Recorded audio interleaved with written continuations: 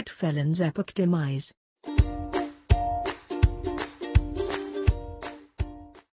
The comeuppance of a legend has finally taken place as Pat Phelan's reign of terror has finally come to an end. With more lives than a cat, Pat has survived being hit over the head endless times, having guns pointed at him and even falling off a cliff at the hands of Phelan Grimshaw. Never before has a villain seen such action. Having killed Michael Rodwell, Vinnie Ashford, Andy Carver and Luke Britton, Pat made his epic return, having faked his own death. As Gary Windass tracked Pat down to a caravan in Wales, he attacked him with a baseball bat and took him hostage at the Builder's Yard on Coronation Street. After a failed attempt to persuade Jack Webster to set him free, Gary and Sarah began to torture the arch-villain. Pat, however, as usual, got the upper hand as he freed himself and took possession of his gun. After shooting an invisible bullet at Sarah Platt's head for failing to make a phone call, he headed to number 11. Confronting daughter NICOLA Rubinstein with his gun, she stood strong as she protected her newborn baby Zach Rubinstein from the killer like a lioness. Showing no fear, she promised to die protecting Zach from Phelan. As Eileen, Nicola and Seb Franklin all pile on Pat to grab the gun, a bullet is released and Nicola slumps to the ground with a gunshot to the shoulder.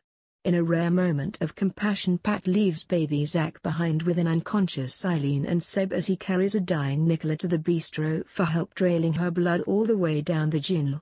Bursting into Michelle Connor and Robert sequels Preston's wedding, Pat begs for help. He takes Michelle hostage and promises to kill her should her son Dr. Ali Neeson let Nicola die. A welcome surprise took place as none other than Pat's arch-nemesis Anna Windass showed up in the kitchen. As Michelle broke free, Pat shot her in the abdomen, and in the very same second Anna charged and plunged a knife deep into the heart of her rapist. Pat dropped his deadly weapon as he slumped to the ground. Promising to make Anna pay for his murder, he removed the knife from his own chest and waited for his death. As Pat laid sniggering, gasping for breath and dying, Anna gloated that she had won their never-ending war and finished it for good. With happy news that both Michelle and Nicola are on the mend, the street's residents were seen coming together. It seems Pat's fifth and sixth victims just were never to be. Anna approached Eileen to reconcile with her, offering her forgiveness and closure. Anna then shocked everyone with her plans for the future as she announced she is leaving for Durham to live with her auntie Maureen. Anna is basking in her working-class happy ending as she's got herself a little flat and a cleaning job. Faye Windass also decided to take her new fringe and leave Weatherfield with her foster mum for a fresh start. As Pat Phelan's corpse is stretched off the cobbles for good, just what lays ahead for Weatherfield now? Who will be the next villain to terrorize the cobbles? How will everyone recover from Weatherfield's biggest ever trauma? Thank you all for spending my first 3 months on YouTube with me. It's been fun to enjoy all the drama and action with you.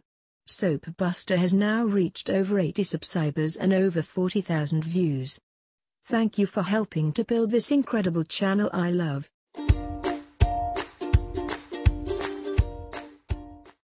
Thanks for watching SoapBuster, YouTube's daily soap news and spoilers show. Subscribe below for the next episode.